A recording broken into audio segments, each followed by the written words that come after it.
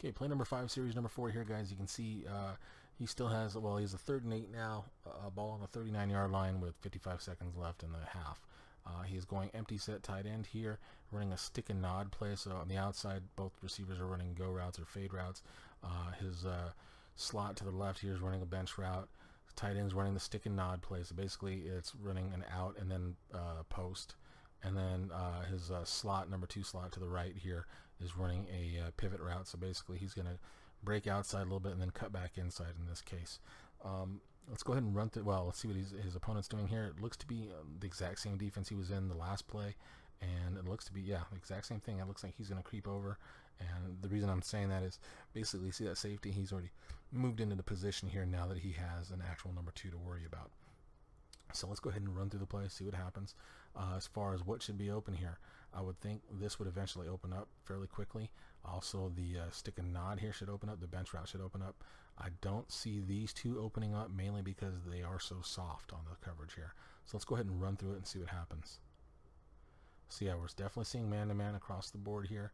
You can see each of these guys are individually going, and it's that cover 1 hole that he ran the last play, and also that BadShot likes to use as well. So looking at it here, everything's locked up right now. This deep route may be open if you throw it short back shoulder. But as you can see, it looks like BadShot is taking control of the halfback here. And now sending him, okay, so instead of running the pivot, he's actually doing a double pivot essentially, and then running him back to the outside here. So he does a good job with that. Throws it to the outside, makes the catch, and gets himself a good 7.5 yard gain or so. So in this case here, point-wise, he gets 2 points, obviously. He gets play success and for doing his job. Let's go ahead and go back and see if there was anything else he could have done here. All right. So looking at it right here, 1, pet peeve again. See how far back he's dropping, but this time you see he gets his feet set. Like I said, if you're going to drop back that far, at least make sure you get your feet set so you can throw this and put some, some oomph into that ball. And that's what he does. He puts the mustard in the ball, gets it there really fast. Now let's go back a little further again. All right, see, if I'm him here, I will tell you right now, I'm going to set my pocket like I always tell you to do, because that's what I like to do. And really, when I don't call a rollout, that's what I intend to do, because I want to try to stay with my blocking in this case. This pivot route is opening up nicely, actually, right there. He's got it. Just be a little patient, step up in your pocket here, and let him get even. I mean, because right now he's got this guy beat. This guy shouldn't be able to catch back up to him. This is the guy right here, but this guy has to worry about him. So as you get even right about here, deliver that ball, he catches it here, turns up, and you have a monster play, I think. All these guys are going man-to-man here, so they're not looking back. So he should be able to get himself a nice, huge gain. And let's see if that, yeah, okay. So that's the other thing he could do. If he's patient and sitting right here. The stick and nod play is opening up. You're seeing the safety there.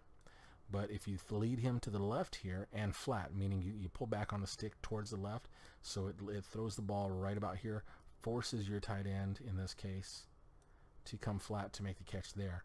Throws him more open now, gives him more separation from that safety as well. But really, this is the play to me that was nice and wide and would have been a huge play. Is over there, but he still does a good job out of this. Obviously, it's just a matter of understanding your routes and sticking with them a little bit. Give him a little trust. Okay, like I said, you did a good job here. This is a really good job, actually, as far as, like I said, I don't do that. I don't take over my receivers and then send them other places. And I wish I did do that better, because I am horrible with that. So the fact that you're doing that's awesome. And right there, boom and boom. Now, like I said, my pet peeve, of course, leaving the pocket when you don't have to. In this case, not necessary. Even if you're going to move this guy over like you did, which is fine,